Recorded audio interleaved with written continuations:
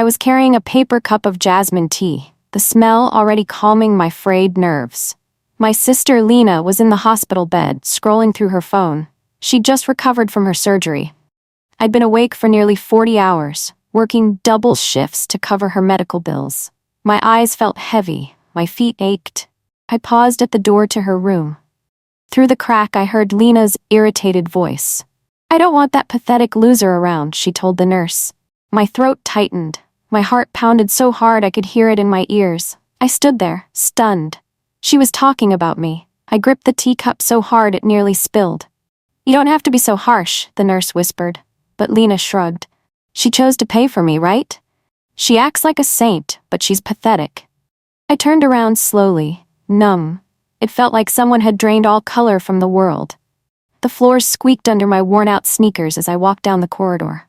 I didn't say a word, I just left. But in my head, I kept hearing her voice. Pathetic loser. And in that single moment, something inside me broke. Late that night, I forced myself to go back to Lena's room. My nerves were on edge. I found her awake, flipping channels on the TV like nothing had happened. I stood in the doorway for a moment, trying to gather myself. She glanced at me, her eyes cold. "Why are you here?" My throat felt thick, but I spoke softly. "I heard what you said earlier." She rolled her eyes. "And, I'm in pain, I can say whatever I want." "But," I swallowed hard, "I sacrificed everything to help you." She shrugged, like my words were dust in the air. "No one asked you to be a martyr, Maya." It stung more than a physical blow. I used to think Lena had a heart, that deep down she cared. Now I wasn't so sure.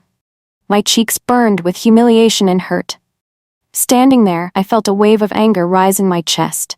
But then I looked at her tired face. She just escaped a terrifying diagnosis. Part of me wanted to hold her. The other part wanted to run. Before I could decide, Lena turned away. "Just leave, okay?" she said.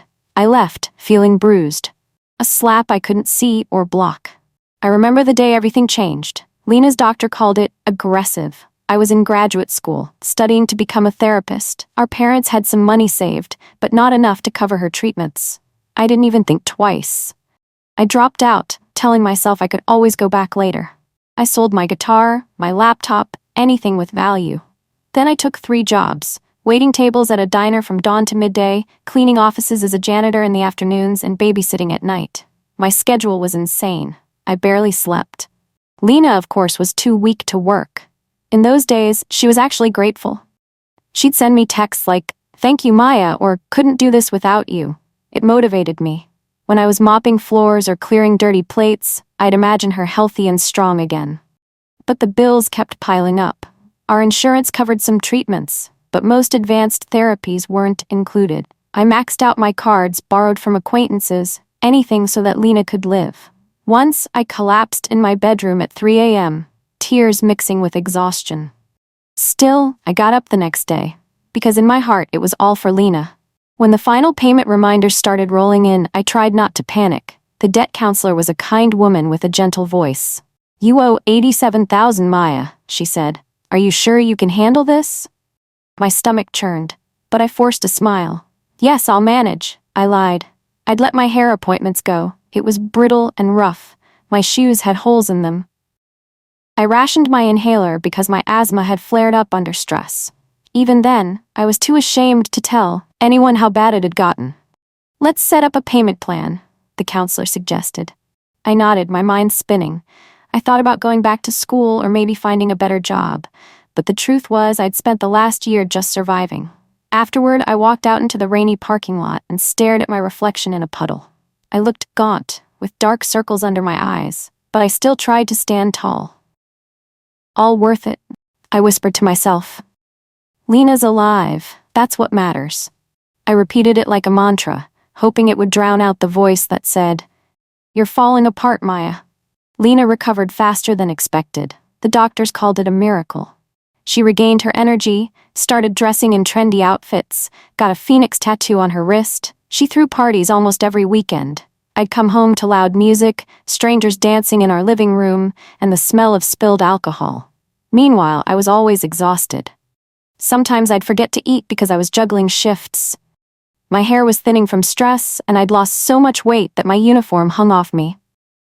One evening, I tiptoed into the kitchen, hoping to grab a quick bite before heading to my night job. The place was a mess. Half-empty pizza boxes, empty soda cans, dirty dishes piled high. Lena and her friends were in the living room, cackling at some viral video. I stood there, feeling invisible. "Hey," I said softly. Nobody heard me. I grabbed a cup of instant noodles and snuck into the laundry room, my only sanctuary.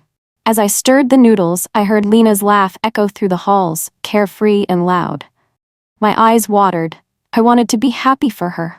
But her joy felt like a spotlight on my misery, and that contrast was suffocating. A rare family dinner.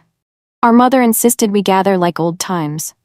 I had just rushed in for my shift at the diner, my uniform wrinkled. Lena arrived late, wearing a new designer jacket and sporting another fresh tattoo. The tension was palpable. She started talking about an upcoming beach trip with her friends. My mother beamed at her, proud of Lena's social life. I mustered the courage to ask, "Who's paying?" Because I knew Lena had no steady income. Lena shot me a piercing look. "My friends, they love me and want me around, unlike you, stuck working 3 crappy jobs." She snickered, looking at my stained apron. "You have nothing to show for all your hard work but dirty hands and nails." My cheeks flamed. I clenched the edge of the table, my knuckles white. Our mother sipped her tea, ignoring the rising tension. I opened my mouth to speak, but words wouldn't come out. Lena let out a short laugh. Look at her, so pathetic she can't even defend herself. She flipped her hair dramatically. My heart hammered. I realized right then that I was truly alone in this family. No one had my back, not even the sister I saved. After dinner, I headed straight to my janitorial job at a nearby office building. My legs felt like lead, my head dizzy. Around midnight, I started to feel a tightness in my chest. I tried to ignore it, but the room spun. The smell of bleach made me nauseous. I slumped against the wall. My boss, Mr. Hayden, rushed over. "Maya, you look pale." "Take a break," he urged. I forced a weak smile. "I'm okay, just a little tired." My vision blurred. I gripped the mop handle for balance. "Go home," he insisted, pressing a glass of water into my hand. I left early, feeling my heart pound erratically. On the bus ride home, I fought the urge to cry. My phone buzzed with texts from some distant relatives. "Why are you so mean to Lena? She just recovered. Show some empathy." I reached my apartment, stumbled into the bathroom, and threw up. My stomach was empty, but the stress was too much. Afterward, I crawled into bed, sweaty and trembling. In the darkness, I realized a haunting truth. If something happened to me, nobody would notice. I bit my lip to stop the tears. I didn't sleep that night. I kept telling myself to push through. But that same week, while cleaning a cozy suburban house, I nearly fainted again. The homeowner was Mrs. Kim, a sweet elderly widow. She found me leaning against her kitchen counter, breathing hard. "Child, are you all right?" she asked softly. I tried to straighten up. "I'm fine, Mrs. Kim, just need some water." Her wise eyes examined me. "Why do you work yourself to death for people who don't see you?" The question sliced through me. My lips trembled. I don't really have a choice." She guided me to a chair and brought me a cup of ginger tea. "You should rest," she said kindly. Her home felt warm, like a different world compared to mine. For a moment, I just sat there, soaking in her kindness. Nobody else asked me how I was doing. Nobody else noticed my trembling hands or sunken cheeks. I finished my shift, but that night her question echoed in my head like a bell. "Why do you work yourself to death for people who don't see you?" I didn't have an answer. Instead, I cried into my pillow, realizing how completely unappreciated I truly was. My phone buzzed like crazy. Lena's messages flooded in. "Drive me to the spa tomorrow." "Hurry up, I have a 2 p.m. appointment." "Don't be late." Normally, I'd rearrange my entire schedule to meet her demands, but something in me snapped. I put down the phone and took a deep breath. That morning, I woke up extra early to finalize some bills. Then I headed to the diner, served coffee and pancakes with a polite smile, my mind churning with doubts. After my shift, I drove home, exhausted. Lena stood by the door, tapping her manicured nails on the wall. "You're late. Hurry up, let's go," she ordered. I braced myself. "No, drive yourself." She glared at me. "You're joking, right? I almost died. You owe me." My heartbeat pounded in my ears. I inhaled. "I owe you nothing, Lena. I paid your bills, gave up my life for you. You repay me by treating me like trash. No more." She threw her hands in the air, eyes ablaze. After all I've been through, you're selfish. I can't believe you." I walked past her without another word. For the first time ever, my no felt like an anchor, keeping me steady in a raging storm. That same week, my phone blew up with texts from extended family. Lena had organized a family meeting at our mother's house. The moment I walked in, I felt the tension. A dozen eyes locked on me as Lena stirred the pot. "She refused to drive me," Lena exclaimed dramatically. "She knows how fragile I am." My mother frowned. "Maya, I raised you better." I clenched my fists. "With all due respect, I've given everything to help Lena, and she treats me like a servant. Where's the fairness in that?" A cousin piped up. "She almost died. Can't you at least show compassion?" I took a breath, shaky but determined. "I did. I worked multiple jobs, took on debt." "Stop acting like a martyr," Lena cut in. "You're just mad I won't praise you every second of the day." My eyes burned with tears, but I held them back. "I'm done being your doormat," I said, voice cracking. Gasps filled the room. My mother stood with a pained expression. "Maya, how can you say such things?" I grabbed my keys. "I'm ungrateful? Fine. So be it." I left before anyone could stop me, my heart pounding in my chest like a war drum. I ended up at Mrs. Kim's house, my face streaked with tears. She opened the door, concerned. Without a word, she led me inside. Her living room smelled of lavender and fresh bread, a stark contrast to my own chaotic life. I told her everything, how I fought with Lena, how my family believed I was cruel. I felt guilty for burdening Mrs. Kim, but she just listened, her hands folded in her lap. "You can't pour from an empty cup," she said gently. I spent that night cleaning her kitchen and dusting shelves, trying to keep busy. After midnight, she found me in her laundry room, staring blankly at a broom. "Take my spare room," she offered. "Until payday or longer if you need." I hesitated. "I can't impose, Mrs. Kim." She gave me a stern look. "You work for me weekly, but I see how you care for my home, my well-being. Let me do something for you in return." So I agreed, just for the night. The room was small, with a single bed and a tiny window, but it was safe and quiet. The emptiness of that room felt like a comforting hug. For once, I slept peacefully. The next evening, after finishing my cleaning routine, I heard faint music. I followed the sound to Mrs. Kim's living room. She was seated at an old upright piano, her arthritic fingers gliding over the keys, playing a soft, haunting melody. I stood there quietly, entranced. When she noticed me, she paused. "I used to be a music teacher," she said, voice trembling with nostalgia, "before my husband passed and my son stopped visiting." I walked closer, heart heavy at the loneliness in her eyes. She gently pressed a key, the note hanging in the air. "Music was once my life," she said. "I stopped after everything." I didn't know what to say, so I sat on the piano bench beside her. Slowly, she resumed playing. The melody was bittersweet, like a memory you cherish and hate all at once. Watching her, I felt an ache deep in my chest. She'd lost so much but still found the courage to play. I realized that, in my own way, I'd lost a lot too. My dreams, my faith and family. Yet here we were, two souls in a quiet house, joined by a simple tune. For a moment, the music drowned out all the pain. Weeks passed. Every evening after I finished cleaning, Mrs. Kim and I shared a silent, comforting routine.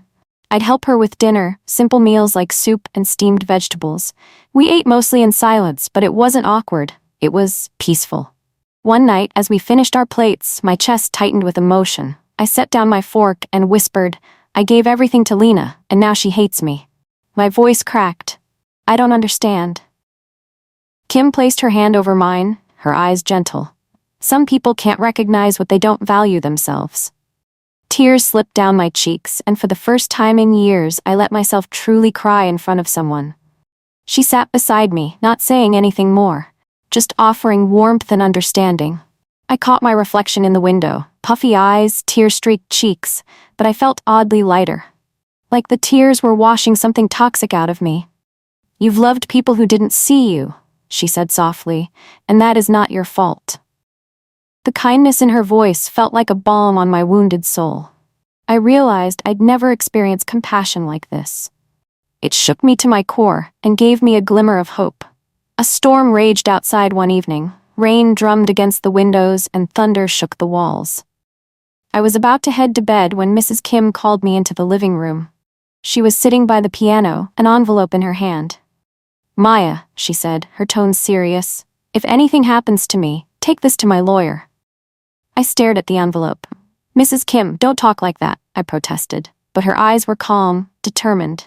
"You're the only person who has ever stayed by my side without asking for anything," she continued. "I trust you." I swallowed hard, my heart twisting. The storm outside mirrored the sudden turmoil in my chest. She pressed the envelope into my hands, closing my fingers around it. It felt heavy, like it contained more than just papers. I didn't open it. Instead, I tried to brush away my tears and nodded. "I'll take care of it," I promised, though anxiety coiled in my stomach. She patted my shoulder gently. "Go rest now, child. You work too hard."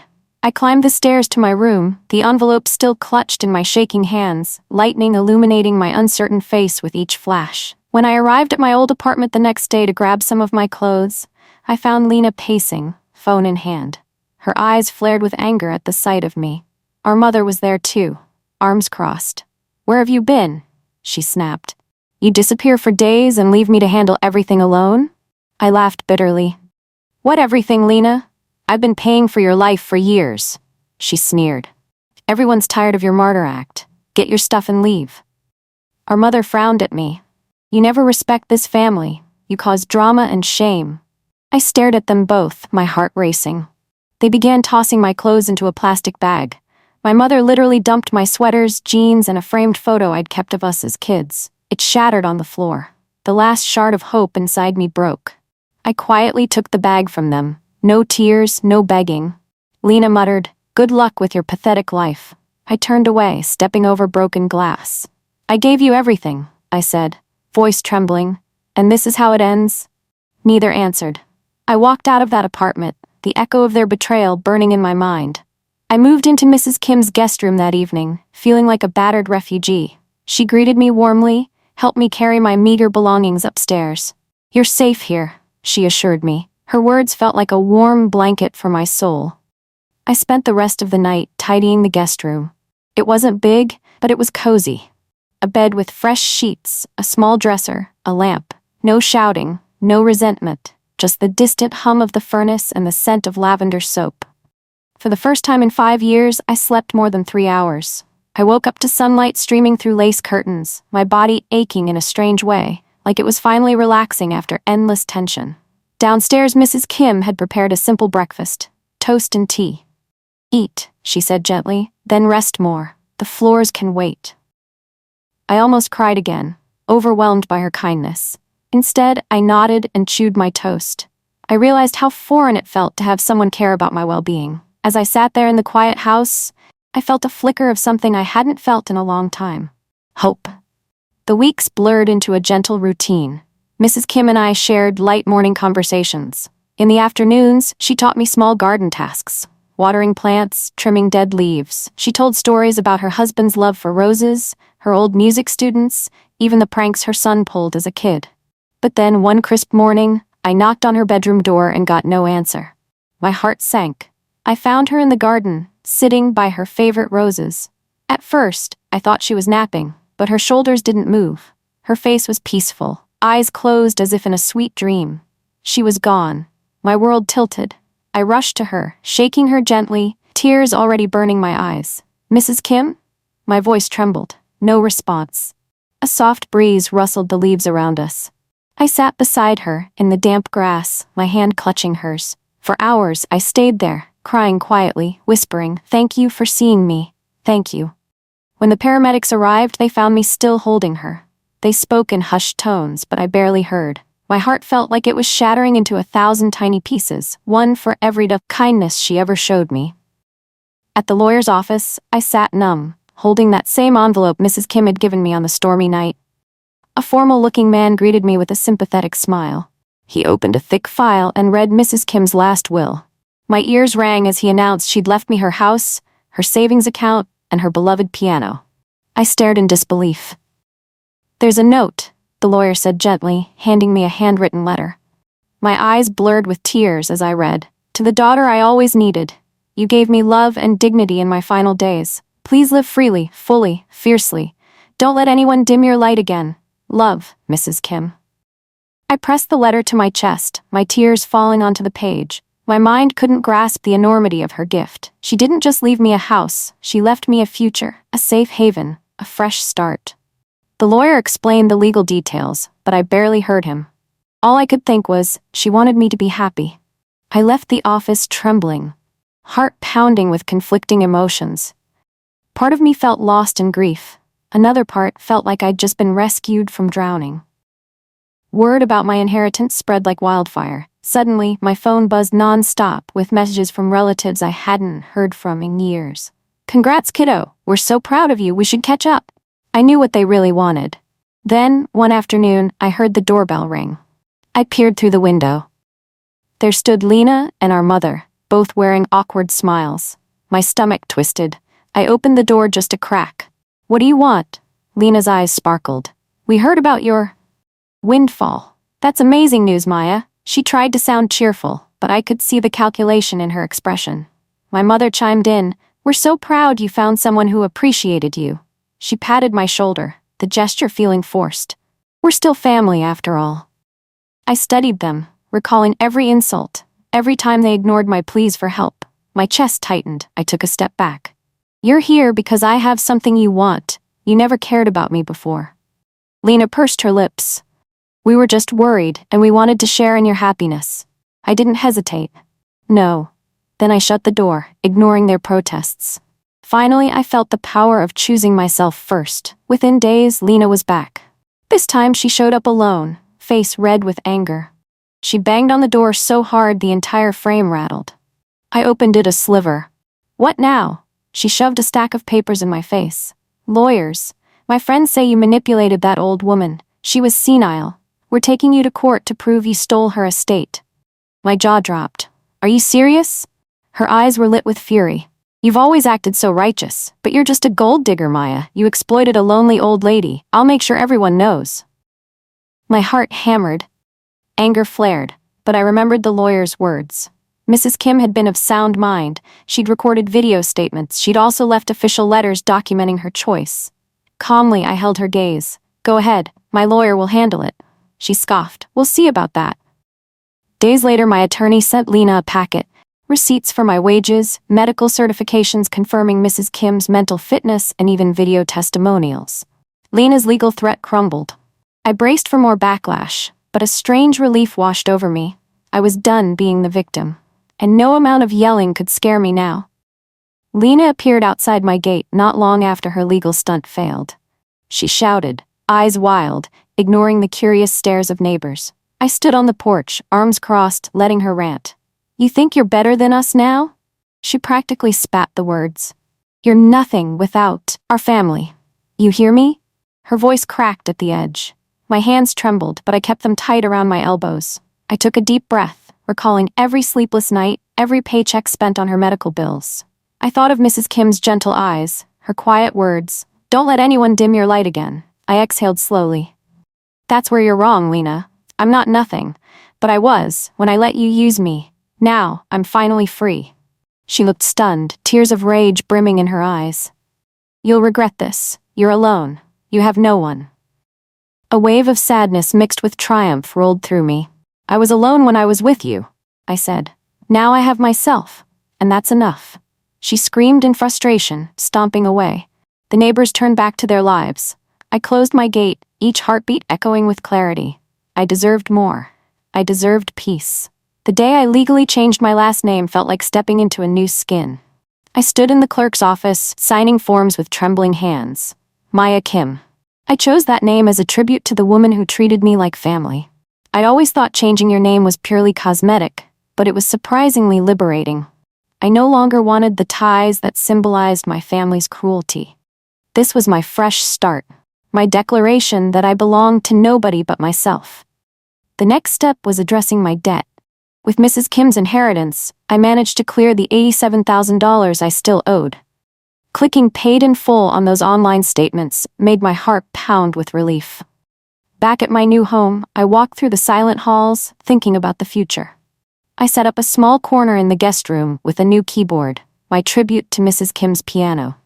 Eventually, I planned to take real lessons, maybe even volunteer at a local community center to teach music. I wanted to spread the grace she showed me. That evening, I lit a single candle, closed my eyes, and whispered, "Thank you, Mrs. Kim. I'll live fiercely, just like you wanted." Spring arrived with gentle sunshine and the promise of renewal. I decided to revive Mrs. Kim's garden. The flower beds had withered in her absence, but I remembered her instructions. I spent days pulling weeds, turning soil, watering seedlings. A curious neighborhood girl, maybe 8 or 9, wandered by. Her big eyes peeked through the fence. "What you doin'?" she asked shyly. I smiled, trying to make something grow again. She came closer, eyeing the gardening tools. "Can I help?" I handed her a small spade. Together, we planted basil seeds. I told her how Mrs. Kim used to love fresh herbs. The little girl giggled as we patted the soil down. It reminded me of the innocence and wonder I once had. Later, I wiped the dirt from my hands and realized I was grinning, truly smiling for the first time in ages. The garden seemed to echo that joy, tiny green shoots pushing through the earth.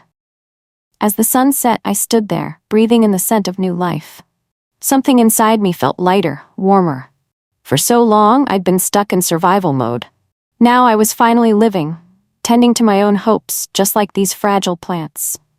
One rainy afternoon, I sat at the old kitchen table with a blank sheet of paper. I felt a strange urge to write Lena a letter. Maybe it was closure I was seeking, or maybe a final release of the pain. I wrote, "Lena, I loved you more than I loved myself. I worked to save your life. I gave up my dreams, and in return, you broke my heart. But despite everything, I forgive you. I choose peace, not because you deserve it, but because I do." The words flowed out with surprising ease. I poured years of hurt and longing onto that paper, describing the sleepless nights, the panic attacks, the heartbreak of hearing her call me pathetic. Then I signed it, Maya Kim, a subtle reminder of who I'd become. After reading it over, I folded the letter carefully. I stared at the envelope, imagining how it might land in Lena's hands, how she'd react. Would she laugh, rip it up, or feel a flicker of remorse? In the end, I walked to the fireplace and fed the letter to the flames. Some closures don't need an audience. Sometimes writing the words is enough. Years passed. I nurtured Mrs. Kim's garden, practiced piano daily, and found small ways to honor her memory, inviting neighborhood kids to learn music or enjoy the flowers. My house became a place of gentle laughter and healing, a stark contrast to the chaos of my past. One bright morning, I wandered to the far corner of the yard where Mrs. Kim had planted a small flowering tree. Its blossoms were a soft pink, petals drifting like confetti. Tucked behind a rock was a faded note, the last one Mrs. Kim had ever written for me. "I hope you love yourself someday, the way you loved others." Standing under that tree, I felt tears prick my eyes. I remembered my old life, Lena, the hospital bills, the endless jobs. I remembered how worthless I'd felt. Now, everything was different. I had a home, a purpose, and most importantly, peace. I hugged the note to my chest. "I do now," I whispered, my voice trembling but steady.